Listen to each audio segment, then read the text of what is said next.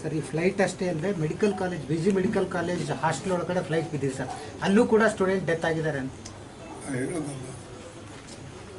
Residential area ಅಂತ ಹೇಳಿದೆ. Residential ಏರಿಯಾದಲ್ಲಿ ಬಿದ್ದ ಮೇಲೆ ಮನೆಗಳಿಗಾಗಲಿ, ಹಾಸ್ಟೆಲ್ಗಾಗಲಿ, ಅಂಗಡಿಗಳಿಗಾಗಲಿ, ಯಾವುದೇ ಹಾಸ್ಪಿಟಲ್ ಇದ್ದಿಲ್ಲ ಆ ಏರಿಯಾದಲ್ಲಿ ಯಾರೇ ಇರ್ಬೋದು, ಅದು ಎಲ್ಲೆಲ್ಲಿ ನುಕ್ಸಾನ ಆಗಿದೆ ಅದರ ಕಡೆನೂ ಸರ್ಕಾರ ಲಕ್ಷ್ಯ ಕೊಡಬೇಕು. ಅದು ಇಮಿಡಿಯೇಟ್ಲಿ ಅವರಿಗೆ ತಕ್ಷಣ ಈಗ ಬದುಕಿದವರಿಗೆ ಅವರಿಗೆ ಸಹಾಯ ಮಾಡಬೇಕು. ಸರ್ಕಾರ ಸಹಾಯ ಮಾಡೋದು ಅಲ್ಲದೆ ಅವರಿಗೆ ಬದುಕಿಸ್ತಕ್ಕಂಥ ಸ್ಥಿತಿಯಲ್ಲಿ ಸರ್ಕಾರ ಸಹಾಯ ಮಾಡೋದು. ಈಗ ಅದನ್ನು ಅಪೀಲ್ ಮಾಡಿದ್ದೀನಿ.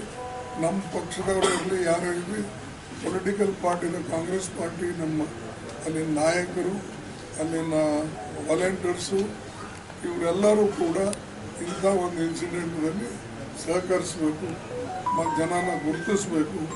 ಈಗ ನೀವು ಹೇಳೋದಂಗೆ ಹಾಸ್ಟೆಲ್ ಇರ್ಬೋದು, ಏನೇ ಇರ್ಬೋದು, ಅಂಥ ಕಡೆ ಹೋಗಿ ಕೈಲಾದಷ್ಟು ಸಹಾಯ ಮಾಡಿ ಯಾರು ದುಃಖದಲ್ಲಿದ್ದಾರೋ ಆ ದುಃಖವನ್ನು ನಿವಾರಿಸಬೇಕಂತ ಮಾಡಿ.